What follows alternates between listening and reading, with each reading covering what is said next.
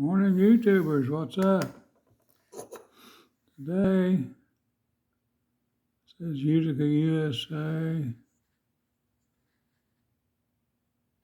Since 1910. It's a Muddy Girl knife. It's not a flipper. It don't flip very good. There it is. China. USA and China combination.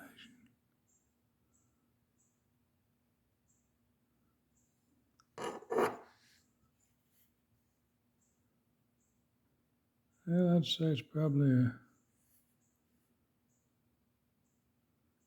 2-inch blade or so, maybe 2 1/4, 2 1/2. Handle's pretty good size.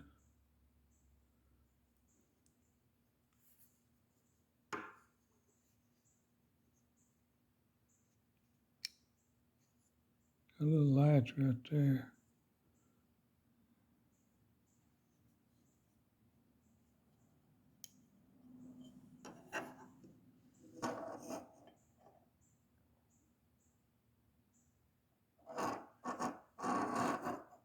So if you got a Muddy Girl, you better get her this knife.